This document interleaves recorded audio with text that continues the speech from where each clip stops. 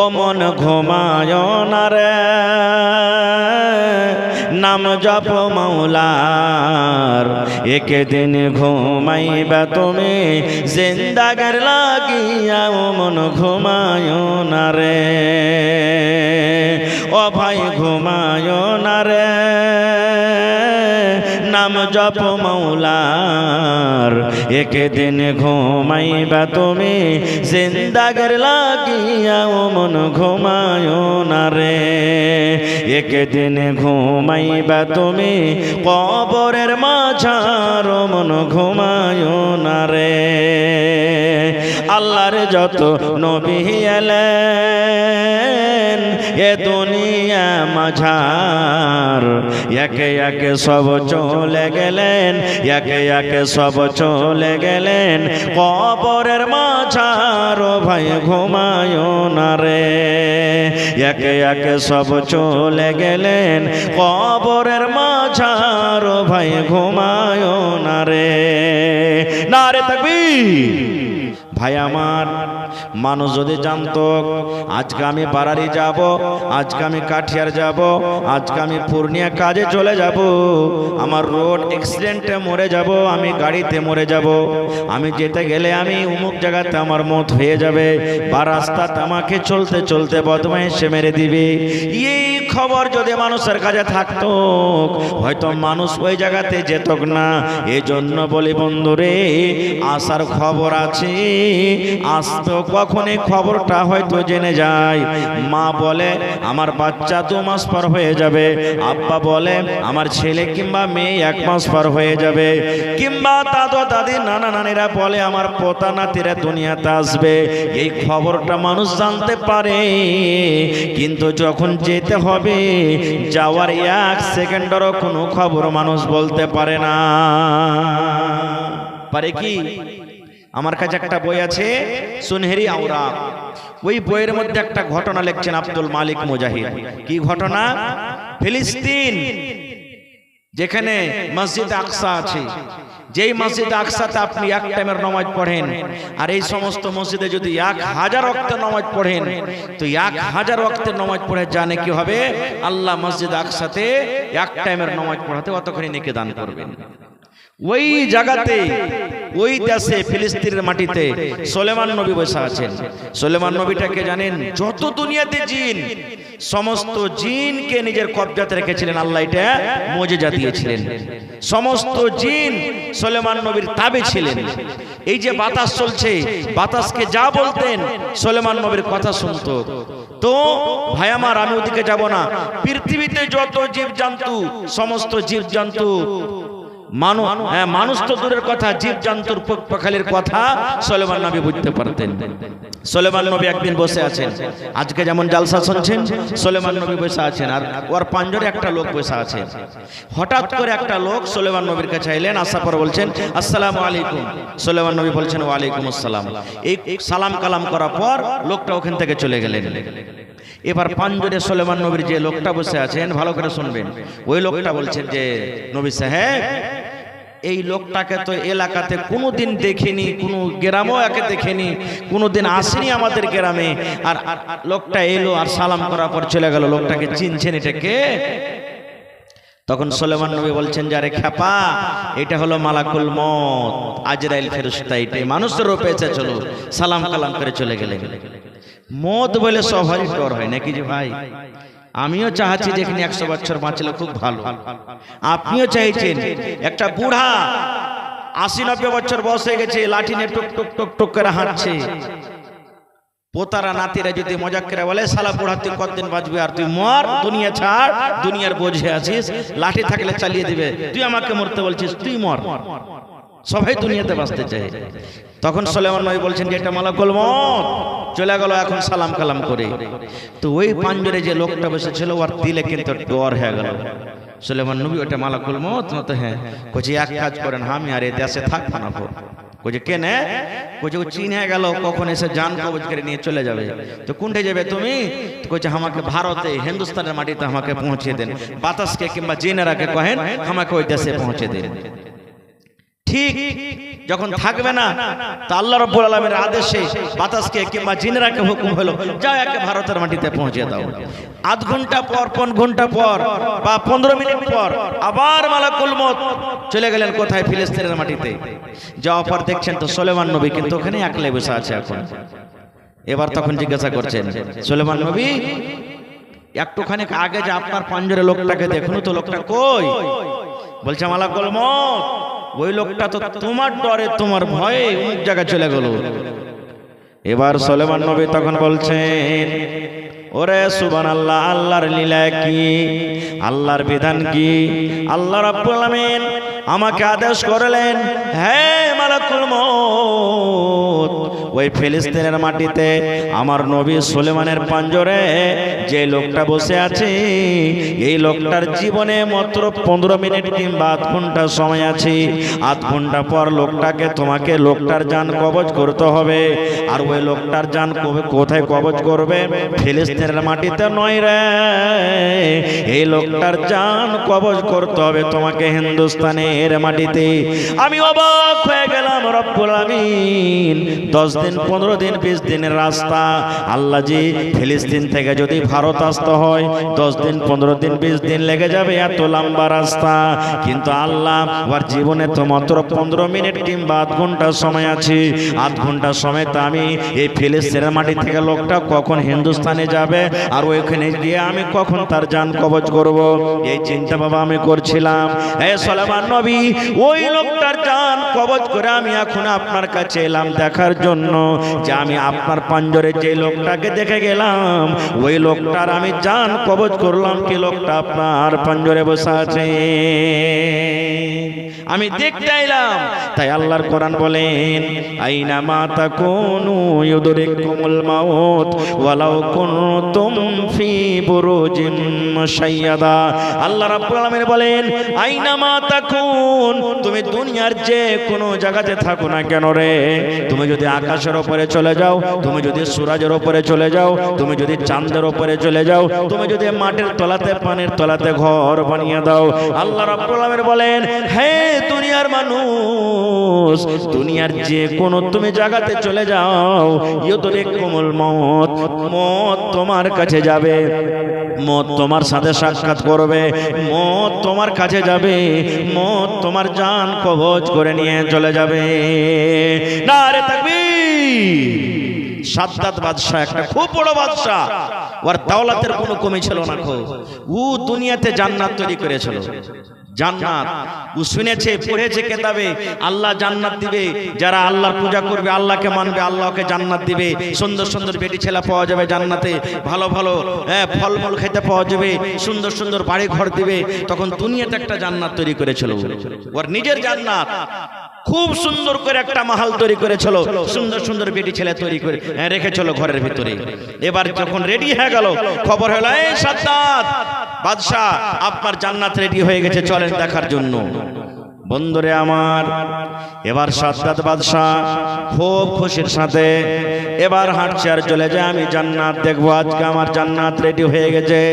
আল্লাহ রাব্বুল আলামিন মালাকুল মউতকে বললেন, রে মালাকুল মউত, আমার নাফরমান বান্দা, আমার গুনাহগার বান্দা, আমার পাপী বান্দা নিজের জান্নাত তৈরি করে আজকে জান্নাতের ভিতরে যাচ্ছে। দুনিয়ার জান্নাত হতে গেল, দুনিয়ার জান্নাত রে মানুষের তৈরি করা হতে গেল, তার নাম তারা জান্নাত রেখেছে। হে মালাকুল মউত, এই বেঈমান, এই শয়তান যেন নিজের জান্নাতের ভিতরে না ঢোকে। জান্নাতে ঢোকার আগে আগে তার জানখানা তুমি কিন্তু কবজ করে নাও। এই ভাই মুসলমান, এবারে সাদ্দাত বাদশা জান্নাতের ভিতরে ঢুকতে যাবে, জান্নাতে ঢোকার আগে আগে মালাকুল মউত তার জান কবজ করে নিয়ে চলে গেলেন। ফেরাউন, সুবহানাল্লাহ, যে ফেরাউন নিজে খোদা দাবি করেছিল, আমি হলাম আল্লাহ, আমি হলাম রব, কিন্তু সেই ফেরাউনও সামুন্দারে নীলদরিয়ার নদীতে নীলদরিয়াতে ডুবে মারা গেছে। আপনারা জানছেন, সবাই দেখে জানছেন, ইতিহাস জানছেন। আচ্ছা, আপনার কি আশেপাশে গায়ের মুসলিম তো আছে? কোনদিন দেখবেন যখন ওরকে কেউ আত্মীয় মারা যাবে, নিজের রিশতেদার, আমরা যেমন আমাদের মাইয়াতকে খাটে করে নিয়ে যাই, সুবহানাল্লাহ আলহামদুলিল্লাহ যার যেটা দোয়া মনে আছে পড়ি আর যাই, দেখবেন যখন ওরকে মাইয়াত ওরকে লাশটাকে খাড়ে করে নিয়ে যাবে তখন ওরাও পড়বে राम नाम सत्य है सबका यही गत्य है, राम नाम सत्य है सबका यही गत्य है, राम नाम सत्य है सबका यही गत्य है। শুনেছেন কোনদিন? শুনেছেন? কেন বলে? আমরা যাকে বলি আল্লাহ ওরা ওকে বলে রাম, রাম নাম সত্য হ্যায়, আল্লাহ নামটা হলো সত্য, সবকা यही गत्य है। এই দুনিয়ার মানুষ যে লাশটাকে আমরা ঘাড়ে করে নিয়ে চলে যাই, এই অবস্থায় একদিন সবারই হবে রে, এই অবস্থায় একদিন সবারই হবে। আমরা দুনিয়াতে যেভাবে চলি কেন, যেভাবে থাকে কেন, কিন্তু এই লাশ একদিন সবাইকে হইতে হবে, তারাও মানছে। কোনদিন শুনেছেন কোন গায়ের মুসলিমের ভাইয়ের মুখ থেকে যে আমি মরবো না? শুনেছেন? কোনদিন আপনি এটা শুনতে পাবেন না, সবাই তাকে মানছে। একটা বুখারী শরীফের হাদিস আপনাদের সামনে তুলি। আমার আপনার যখন জান কবজ করা হবে, সময় হলে মালাকুল মউত আসবে, কবজ করে নিয়ে চলে যাবে। এবারে মুসা নবী বলছেন মালাকুল মউত তুমি আবার এসেছো আমার কাছে। এবারে মালাকুল মউত বলছেন মুসা এইবারে আপনার জান কবজ করার জন্য কিন্তু আমি আসিনি, আপনার রূহখানটাকে কবজ করার জন্য আমি আসিনি। এবারে মুসা নবী বলছেন তাইলে কি কারণে এসেছো? এবার মালাকুল মউত বলছেন মুসা আপনাকে একটা অফার দিতে এসেছি, আল্লাহ রাব্বুল আমিনের পক্ষ থেকে আপনাকে একটা খুশখবরি দেওয়া হয়েছে, সেই খুশখবরি দেওয়ার জন্য আমি আপনার কাছে এসেছি। বলছে কি খুশখবরি? বলছে একটা গরু নিয়েছেন। কি? একটা গরু নিয়েছেন, বুখারী শরীফের হাদিস। মুসা নবী বলছেন কেমন কথা, গরু নিয়ে আসবো? বলছে হ্যাঁ আপনি একটা গরু নিয়েছেন। বলছে ঠিক আছে আমি গরু নিয়ে এলাম, ধরেন গরু নিয়েছে কি হবে? এবারে মালাকুল মউত বলছেন মুসা আপনি গরুটার উপরে হাত রেখে দেন, গরুর উপরে হাত রেখে দেন, আর হাত রাখার পর আপনার হাতের তলাতে কত রুয়া দাবলো সেই রুয়াগুলিকে আপনি গিনতি করেন। কতটি রুয়া দাববে যে ভাই? 10-15 ঘন্টা নাকি? 10-15 ঘন্টা রুয়া দাববে হাতের তলে? জি গিনতে পারা যাবে না নাকি? কতটি দাববে? এবার মুসা নবী বলছেন এ মালাকুল মউত ভালো করে তুমি বলো, আমি গরুর উপরে আমি হাত রেখে দিলাম, আর হাতটা রেখে দেওয়ার পর আমার হাতের তলাতে রুয়া দাবলো, আর ওই রুয়া গলাকে ধরো আমি গিনতি করলাম, এর মানে কি আমাকে বুঝিয়ে দাও। এবারে মালাকুল মউত বললেন মুসা আল্লাহ রাব্বুল আমিনের আদেশ হয়েছে গরুর উপর আপনি হাতখানাকে রেখে দেন, আর হাতের তলাতে আপনার যত রুয়া দাববে ওই রুয়া গলাকে আপনি গিনতি করেন। গিনতি করে করে করে করে এবার যখন আপনার গিনতি হয়ে যাবে মুসা, অত দিন নয়, অত সপ্তাহ নয়, অত মাস নয়, যত আপনার হাতের তলাতে রুয়া দাববে অত বছর আল্লাহ আপনার হায়াত বাড়িয়ে দিলেন, অত বছর আপনি দুনিয়াতে বেঁচে থাকবেন। এটা আল্লাহ আপনাকে অফার দিয়েছেন, যতটি হাতের তলাতে রুয়া দাববে অত বছর আপনি দুনিয়াতে বাঁচবেন। আজকে আমরা যদি এই অফারটা পেয়ে যাই, সুবহানাল্লাহ, কত যে আমাদের খুশি হবে তার কোনো সীমা নাই। মুসা নবী তখন কি বলছেন জানেন? মালাকুল মউত একটু তুমি আমাকে আর খবর জানিয়ে দাও। বলছে কি? মালাকুল মউত ধরো আমি গরুর উপরে হাত রেখে দিলাম, আর আমার হাতের তলাতে রুয়া দাবলো, যতটি রুয়া দাবলো অত বছর আমি দুনিয়াতে বাঁচলাম, এবার আমার ওই বয়সটাও শেষ হয়ে গেল, তখন আমার সাথে কি হবে? এবারে মালাকুল মউত বলছেন মুসা যখন আপনার ওই বয়সটাও শেষ হয়ে যাবে তখন আমি আপনার কাছে আসব, আর আসার পর আপনার জান কবজ করে আমি নিয়ে চলে যাব। এইবারে মুসা বলছেন মালাকুল মউত এত বছর বাঁচা পরও যখন আমাকে একদিন দুনিয়া ছাড়তে হবে রে, দুনিয়া থেকে আমি বাঁচতে পারবো না, এতদিন থাকার পরও যখন একদিন আমাকে দুনিয়া ছেড়ে যেতে হবে, এরকম আমার জীবনের দরকার নাই রে, দরকার নাই।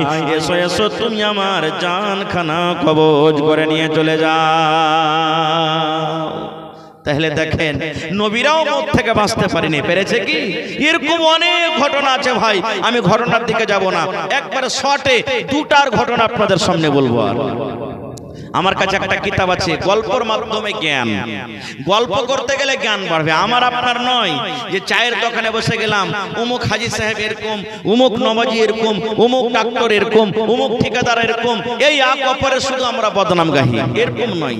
কিছু গল্প আছে, ওই গল্প করতে গেলে জ্ঞান বাড়বে। কি গল্প জানেন? বইটাতে লিখছে যে একটা রাজা ছিল, খুবই আল্লাহওয়ালা, নেককার, দিনদার। তবু ওই রাজার কিন্তু ইবাদত বান্দিগি করে মনে শান্তি আসতো না। একদিন নিজের রাজা নিজের গদিতে সিংহাসনে বসে আছে, আর একটা ফকির চাইতে চাইতে তার দরবারে এসে হাজির হয়ে গেছে। ভালো করে শুনবেন ঘটনাটা। এবারে তখন রাজা বলছেন, এই বেটা ফকির এখানে শোনো। বলছে, কি হুজুর, কি জাহাপানা? বলছে যে আমি ইবাদত বান্দিগি করে আমার জীবনে সুখ শান্তি আসে না, আমি গুনাহ থেকে বাঁচবো কেমন করে, আল্লাহর ডর আমার ভিতরে কেমন করে আসবে, তুমি আমাকে কোনো একটা মন্ত্র, কোনো একটা দোয়া, কোনো একটা কিছু দিয়ে যাও, যাতে আমি ওইটাকে স্মরণ করে মত থেকে ভয় করতে পারি, আল্লাহকে দেখে ডরাইতে পারি, জাহান্নাম থেকে যেন বাঁচতে পারি। তখন ফকির ভাবা চিন্তা করে বলছেন যে হুজুর, আপনাকে একটা আমি কাজ দিছি, মন্ত্র দিছি, যদি আপনি ওইটাকে যদি মনে রাখেন, পড়েন, তাহলে ইনশাআল্লাহ আপনার আল্লাহকে দেখে ভয় হবে। বলছে কি? বলছে প্রত্যেক দিন আপনি মওতকে দেখে কি করবেন? স্মরণ করবেন, ভয় করবেন যে একদিন মরতে হবে। তখন রাজা বলছেন, এটাই কথা না? হ্যাঁ, একদিন মরতে হবে। বলছে ঠিক আছে। বন্ধুরে আমার, রাজা প্রত্যেক দিন মাঝে মাঝে বলে একদিন মরতে হবে, একদিন মরতে হবে, একদিন মরতে হবে। প্রত্যেক দিন 2 বার 3 বার 5 বার 10 বার করে দিনে দিনে বলে একদিন, বলেন একদিন, একদিন মরতে হবে। এক মাস কেটে গেল, কিন্তু রাজার ভিতরে পরিবর্তন এলো না। বদমাইশ আমাকে কোন মন্ত্র দিয়ে গেল রে, একদিন মরতে হবে, কিছু বুঝতে পারি না। খুঁজ বেটা ফকির কোণে চলে গেল, আমাকে এত কষ্ট দিয়েছে 1 মাস ধরে, নিয়ে ওকে ফাঁসি দেব। খুঁজতে খুঁজতে ফকিরকে তো খুঁজে পেয়েছে, বাদশার দরবারে হাজির করে দিলে। এবার বাদশা বলছেন, এই বেটা ফকির, তোকে যে আমি বলেছি তুই আমাকে এমন মন্ত্র দে যাতে আল্লাহকে দেখে ভয় করতে পারি, আর তুই কেমন মন্ত্র দিয়ে গেলি? 1 মাস থেকে পড়ছি, আমার ভিতরে কিছু মনে আসে না, আর কিছু পরিবর্তন হলো না, বদলিল না। তোকে কালকে সকাল 7টার সময়তে ফাঁসি দেব। ফকির বলছে, হুজুর মাফ করে দেন আপনি আমাকে, আমি গরিব মানুষ, ভিক্ষা করে খাই, আমার ছেলে মেয়ে আছে, আপনি আমাকে মাফ করে দেন। বলছে, না, তুই যে কষ্ট দিয়েছিস আমাকে, কালকে সকালে তোকে কি করা হবে? ফাঁসি দেওয়া হবে। এবার রাজা বলছেন যে এক কাজ কর, তুই তো সকালে মরে যাবি, আর এখন মোটামুটি দিন 9টা বাজছে, তো তোর আখরি যদি কোনো খাইশ থাকে বল, তোকে ওইটা পুরা করা হবে, কিন্তু মত ছাড়া। মত তো তোর হবে, ফাঁসি হবে, এটা ছাড়া তোর যদি কোনো আখরি খাইশ থাকে তো পুরা করা হবে। তখন ফকির বলছে, হুজুর আপনি আমার সাথে ওয়াদা করছেন যে মত ছাড়া আপনি আমার আবদারকে, আরমানকে পুরা করবেন? বলছে, হ্যাঁ পুরা করা হবে, তুই চেয়ে দেখ। বলছে, হাতে হাতে সাথ করেন। বলছে ঠিক আছে। এইবারে তখন ফকির বলছেন, হুজুর আমার জীবনের একটা আরমান আছে। বলছে, কি আরমান? আজকে 9টার সময় হয়ে গেল, বেলা সকাল 9টা হয়ে গেল, কালকে সকাল 7টাতে আমাকে ফাঁসি হয়ে যাবে।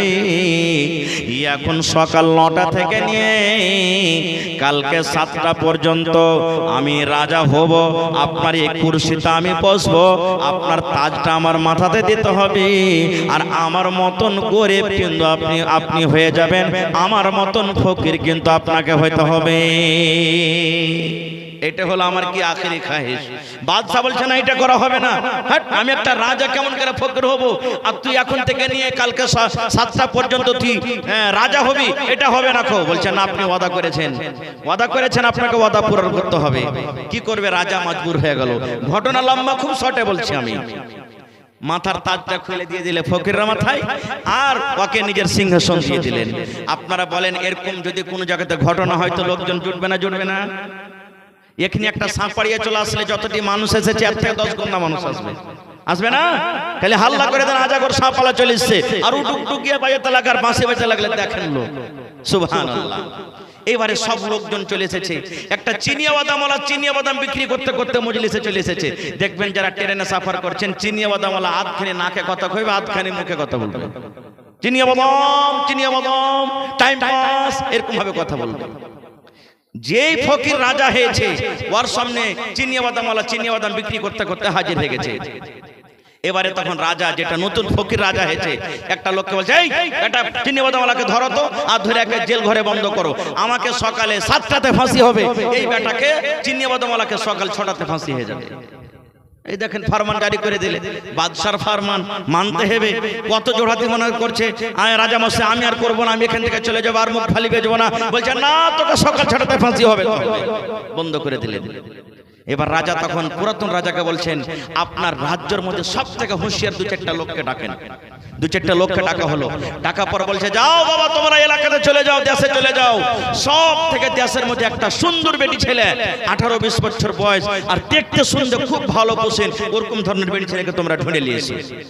ভাই আসতে না আসতে একবারে বেলা 3-4 হতে হতে এরকম ধরনের বেটি ছেলে হাজির করে দিলে। এবারে বেটি ছেলেটাকে তখন কি বলছেন নতুন রাজা জানেন? রে আল্লাহর বান্দি, যত টাকার দরকার আছে তোমাকে টাকা দেব, টাকার তুমি চিন্তা করিও না। একটাই তোমাকে কাজ করতে হবে, একটা চিনিয়া বাদামওয়ালা ওই জেল ঘরে যে বন্ধ আছে রে, মগরিব থেকে নিয়ে ফজর পর্যন্ত তোমার টাইম থাকলো। এই চিনিয়া বাদামওয়ালাটাকে ফজরের পর সকাল 6টার সময়তে ফাঁসি হয়ে যাবে। এখন সন্ধ্যা 5টা বাজলো, গোটা রাতে তোমাকে নিজের জালে তাকে ফাঁসাইতে হবে। একবার চিনিয়া বাদামওয়ালাটাকে তুমি যদি নিজের জালে ফাঁসাতে পারো, একবার তার সাথে কুকর্ম করতে পারো, একবার যদি তুমি জেনা করতে পারো, তাইলে যত টাকার দরকার, যত টাকা তুমি চাইবে তোমাকে দেওয়া হবে, কিন্তু একবার মাত্র তোমাকে শুধু নিজের জালে তাকে ফাঁসাতে হবে। বেটি ছেলেটা বলছেন, মহারাজ চিন্তা করিয়েন না, আমাকে আল্লাহ যে সুন্দর দিয়েছে, এত আমি সুন্দর, আমি 1 সেকেন্ডে 1 মিনিট আমি তাকে নিজের কব্জাতে করে নেব। বলছে ঠিক আছে। ঠিক মগরিবের পর তাকে জেল ঘরে বন্ধ করে দেওয়া হলো। কোন ঘরে? যে ঘরে চিনিয়া বাদামওয়ালা আছে। এবার ফকির রাজা পুরাতন রাজাকে বলছেন, মহারাজ আজকে আপনাকে ঘুমাইতে দেব না। বলছে কেন? বলছে চলেন জেল ঘরে একটু জায়গাতে ছেদ্র আছে, ফুটা আছে, ওই ফুটা থেকে আমরা গোটা রাত দেখবো যে তারা রাতের বেলাতে কি কাজ করে। পুরাতন রাজা বলছেন যে আল্লাহ, একে নিজের সিংহাসন দিয়ে রেখে হয়তো আমি ভেজালি পড়ল না কি রে? হ্যাঁ, এই তো ফরমান জারি করে দিলে, ঠিক আছে চলো। 2-4 বসে গেলেন, কিন্তু ভেতরকার ওরা 2জন জানে না যে আমাদের গার্ডিং করছে আজকে কে রাজা। বন্ধুরে আমার, এক তো সুন্দর বেটি ছেলে, আল্লাহ রাব্বুল আমিন তাকে রূপ দান করেছেন। এইবারে সে বেটি ছেলে চিনিয়া বাদামওয়ালাকে বলছেন, রে চিনিয়া বাদামওয়ালা, তুমি সকাল 6টার সময়তে তোমাকে ফাঁসি হয়ে যাবে, তুমি মরে যাবে। তুমি বিবির মুখ দেখতে পাবে না, তুমি বিবির সাথে আর গল্প করতে পাবে না, ছেলে মেয়েকে তুমি আর আদর করতে পাবে না। আইসো এসো, আল্লাহ যে আমাকে সুন্দর যৌবন দিয়েছেন, আল্লাহ রাব্বুল আমিন আমাকে সুন্দর যে একটা জওয়ানি দিয়েছেন, আমার সাথে তুমি একবার মনের স্বাদটা পূরণ করে নাও, আমার সাথে তুমি মনের আরমানটাকে একবার পূরণ করে নাও। এরকম ভাবে যখন তাকে দাওয়াত দিয়েছি, এবার চিনিয়া বাদামওয়ালা বলছেন, এরে আল্লাহর বান্দি, তুমি আমার কাছ থেকে সরে যাও, আমার কাছ থেকে তুমি সরে যাও, আমার কাছে তুমি আসিও না, এরকম বাজে কথা তুমি আমাকে বলিও না।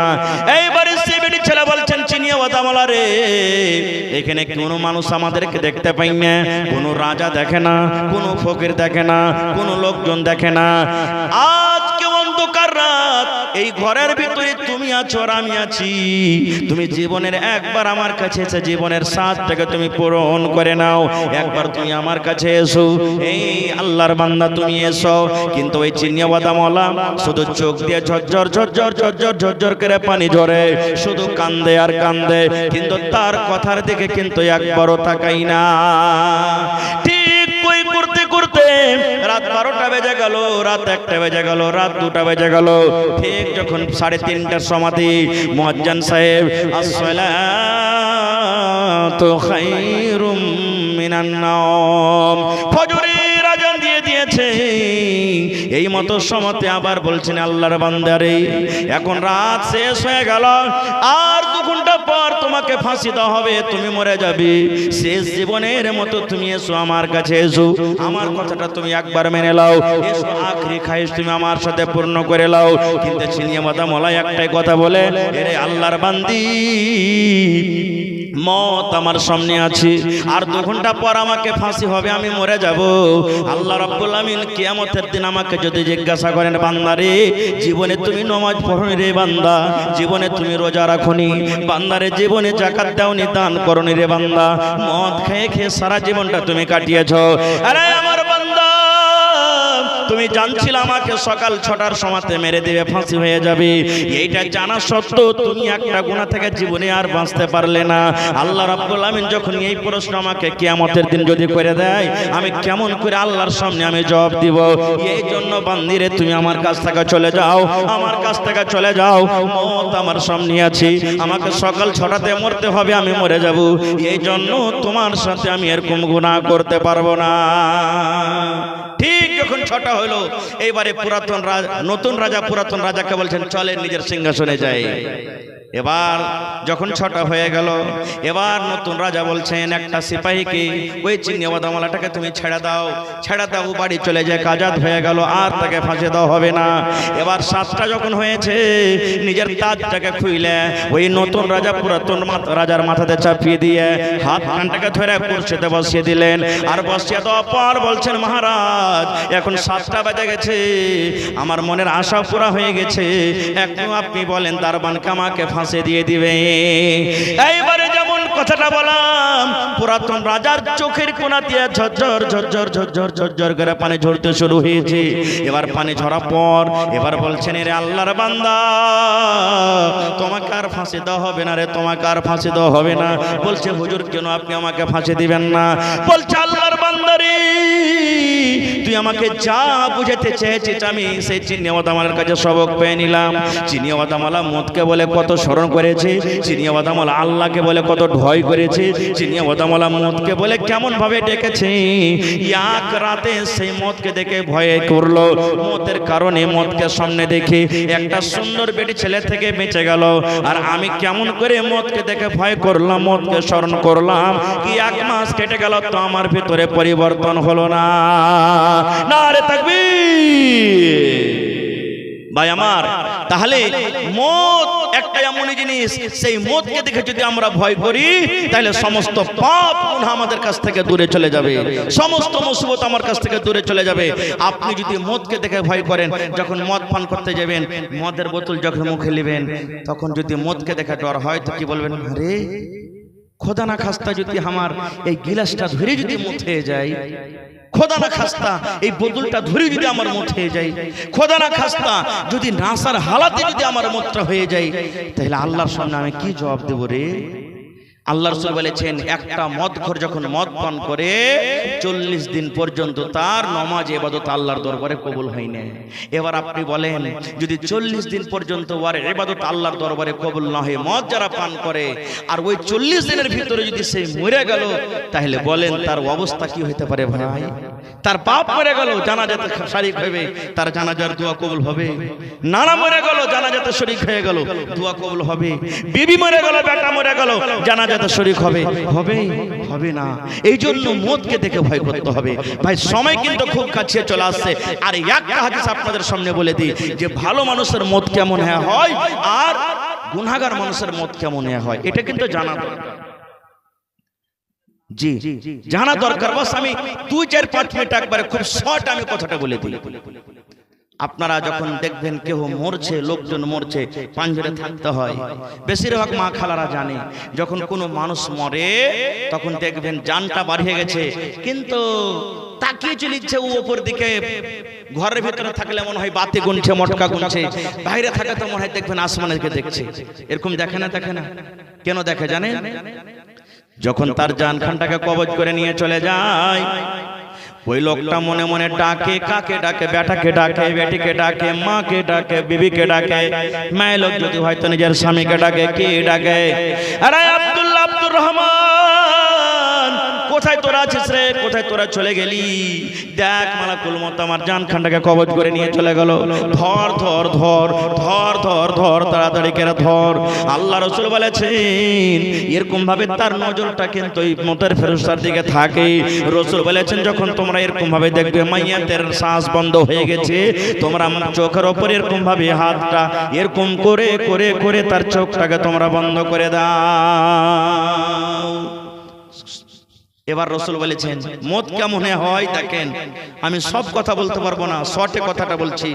যখন একটা ভালো মানুষের জান কবজ হয় তখন জান্নাতের ফেরেশতারা ওর সামনে এসে বসে থাকে। ও কিন্তু দেখতে পায় যে মরছে। আপনি পাঞ্জরে আমি পাঞ্জরে হাজার থাকি, আমরা দেখতে পাবো না, কিন্তু যে লোকটা মরবে ও দেখতে পায়। যারা নেককার মানুষ, নেক মানুষ মরবে, ও জান্নাতের ফেরেশতারা সব আগে দিকে বসে আছে, আপনারা যেমন বসে আছে। মালাকুল মউত আসবে, ওর ঘাড়ের পাঞ্জরে বসবে, আর বসার পর তখন দেখবে আরে এটা তো নেককার মানুষ রে। তখন ওর নফস জান খানটাকে বলবে, এই ভালো নফস, এই পাক রূহ, আয় ছেড়ে দে, দেহ ছেড়ে দে, তোর সময় শেষ, আয় ছেড়ে দে।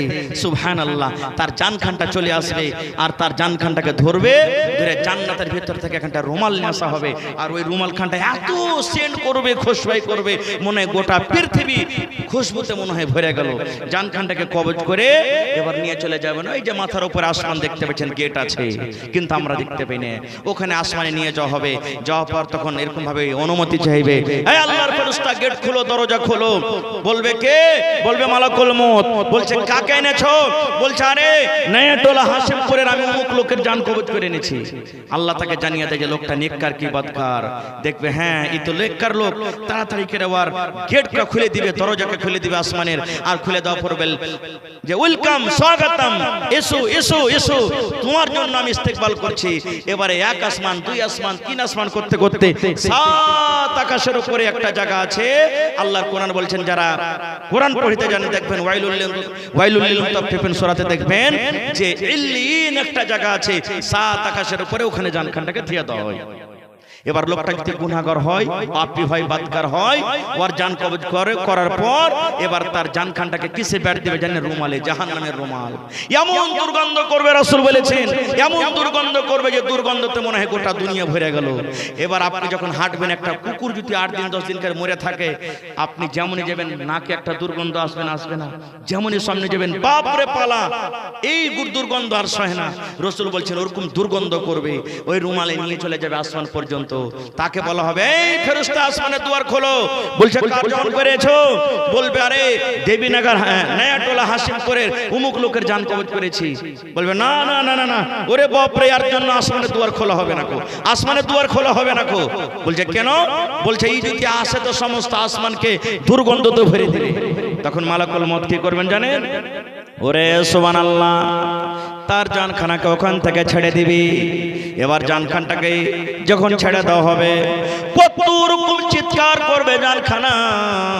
নবী আমার বলেছেন ওই জানখানা আস্তে আস্তে আস্তে 7 কবক মাটির তলাতে একটা জায়গা আছে, আল্লাহর কোরআন বলছেন সিজ্জিন। ওই সিজ্জিন জগতে তার জানখানাকে কিন্তু পৌঁছে দেওয়া হয়। ভালো মানুষের জান 7 আকাশের উপরে ইল্লিনে, আর যারা বদ মানুষ, গুনাহগার মানুষ, তাদের জান 7 কবক জমিনের তলাতে সিজ্জিনে পৌঁছে দেওয়া হয়। এবারে বলবেন হাজী মাওলানা জান্নাত কি কোনোদিন পাইবে না নাকি? সিজ্জিনে যখন চলে গেল তো জান্নাত পাইবে। ভালো করে শুনেন ভাই, এই আমার নয়াটোলা গ্রামের মায়েরা, খালারা, ভাইয়েরা, ভালো করে শুনেন, জান্নাত পাইবেন। কেমন করে জান্নাত পাইবেন? আজকে মাওলানার ওয়াজ ভালো লাগে না, আজকে জালসা শুনতে ভালো লাগে না, আজকে খুতবা শুনতে ভালো লাগে না, আজকে কোরআন হাদিস শুনতে ভালো লাগে না। কিয়ামতের দিন জাহান্নাম সামনে দেখবে মানুষেরা, জান্নাত সামনে দেখবি। কি জাহান্নামের ডর, মেঘ যেমন গড়গড় গড়গড় করে ডাকে, জাহান্নাম মানুষকে দেখে রাগবে, রাগে ডাকবে। এবার আল্লাহ রাব্বুল আলামিন সমস্ত মানুষের যত গুনাহগার পাপী ওরাকে বলবেন, হ্যাঁ আমার পাপী গুনাহগারেরা, এই জাহান্নাম দেখে তোমাকে ডর লাগে? জি আল্লাহ লাগে।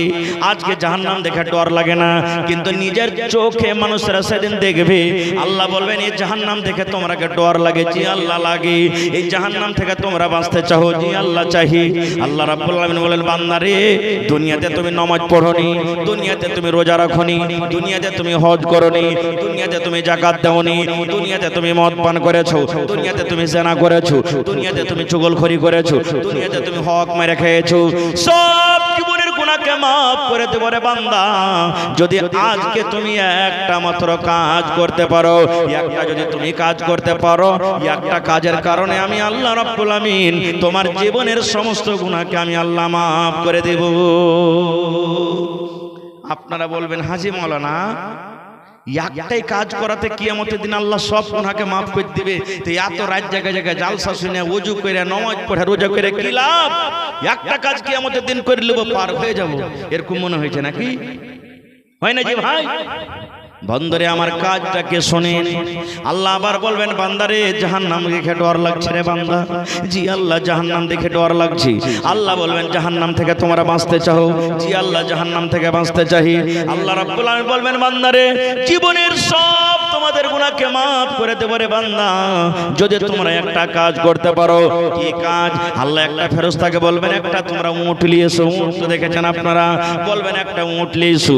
আল্লাহ একটা ফেরেশতাকে বলবেন, একটা আল্লাহর কোরআনে বলেন, ইন্নাল্লাযীনা কাযযাবু বিআয়াতিনা ওয়াস্তাকবারু আনহা লা তুফাত্তাহু লাহুম আবওয়াবুস সামাই ওয়া লা ইয়াদখুলুনাল জান্নাহ হাত্তা ইয়ালিজাল জামালু ফি সামিল খিয়াত।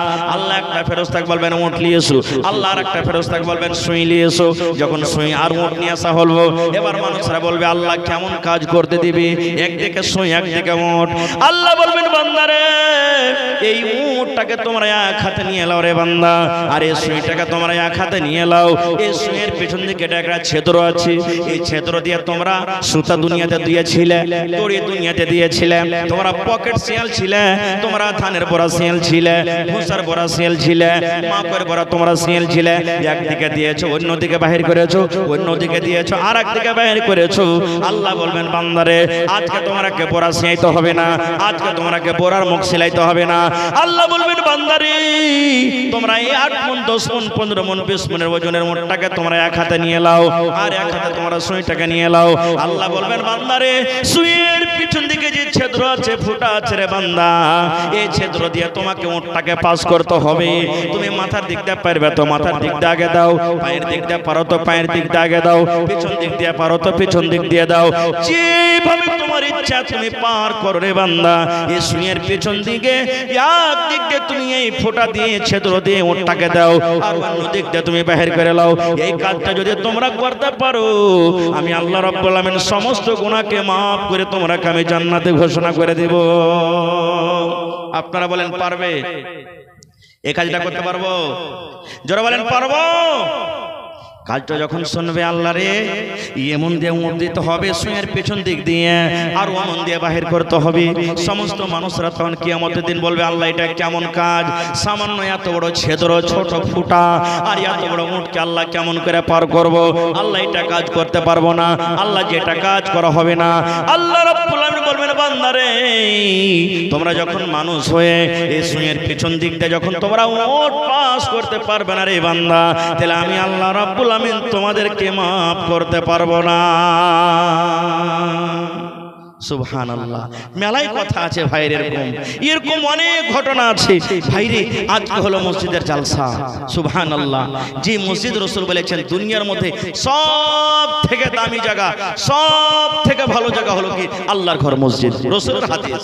আর সেই মসজিদের ব্যাপারে রাসূল 1400 বছর আগে এলান করেছেন যে আল্লাহর ঘর দুনিয়াতে যে মসজিদ বানিয়ে দিবে, চাহে 1 লাখ টাকা দেখ, 1 টাকা দেখ, রাসূল বলেছেন বানাল্লাহু লাহু বাইতান ফিল জান্নাহ, আল্লাহ রাব্বুল আলামিন জান্নাতের ভিতরে তার জন্য এখন ঘর বানিয়ে দিবে। মসজিদে নববী যখন তৈরি হয়, নবীজি আমার নিজের মাথাতে পাথর ঢুকিয়েছেন, নিজের মাথাতে লেবারের মতন করে পাথর ঢুকিয়েছেন। হায়রে আমার নবী, নবীর থেকে কি আমরা ভালো? সাহাবীর থেকে কি আমরা ভালো? সাহাবায়ে কেরাম নিজের মাথাতে পাথর ঢুকিয়ে মসজিদে নববী তৈরি করেছেন। কাবা শরীফ, ইসমাইল নবী আহা যাকে আল্লাহ ছুরি থেকে বাঁচিয়ে নিয়েছিলেন। ইব্রাহিম নবী যে বেটাকে কুরবানি করতে চলে গেছিলেন, আগুনে ফেলেছিল ওর কমেরা, আগুন কিন্তু আগুনে জ্বলেনি, পড়িনি। সেই ইব্রাহিম নবী, সেই ইসমাইল নবী, বাপ বেটা দুজনে মিলে কাবা শরীফকে বানিয়ে দিয়েছেন আল্লাহর ঘর। ইসমাইল নবী হলো লেবর, পাথরকে চিকন করে করে করে আব্বাকে দেন, আর ইব্রাহিম নবী রাজমিস্ত্রি হয়ে কাবা শরীফকে নির্মাণ করে দিয়েছেন। যে কাবা শরীফের ব্যাপারে রাসূল বলেছেন, কাবা শরীফে যদি 1 টাইমের নামাজ পড়েন, আর এগুলাতে যদি 1 লাখের ওয়াক্তের নামাজ পড়েন, 1 লাখ ওয়াক্তের নামাজ পড়ে জানা কি হবে?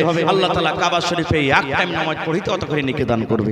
তো ভাইরা আমার, আজকে দেখি আপনার সেই মহব্বত যেমন গতবার দেখাচ্ছিলেন আপনি, সেই ভালোবাসা মসজিদের এখন আছে কি না? ইনশাআল্লাহ আছে। তবে আসেন তো দেখি আজকে আল্লাহর ঘরের জন্য কোনো এমন একটা লোক আছেন এক কাঠা জমিন বিক্রি করে, দু কাঠা জমিন বিক্রি করে, হয়তো গ্রামের জমিনটা হোক, মাঠে ময়দানের হোক, যা হবে বিক্রি করে, মৌলানা আমি মসজিদে দিয়ে দিলাম, মসজিদের কাজের জন্য, মসজিদের নির্মাণের জন্য আমি এক কাঠা এক ডিসমিল জমিন দান করে দিলাম, বিক্রি করে যা টাকা হবে লাগিয়ে দেওয়া হবে। আছেন কেউ দেখি গ্রামে কোনো মা খালা দাদি নানি ভাই বেরাদুর দেখি কোনো আল্লাহর বান্দা আছেন 50,000 টাকা নগদ একটা লোক দিতে পারবেন? এই যে কয়েকদিন আগে বকরিদের একদিন আগে জালসা করতে গেছিলাম, বঙ্কা বলে একটা গ্রাম, একজন আল্লাহর বান্দা, ওর নাম হলো আব্দুল্লাহ, 50,000 টাকা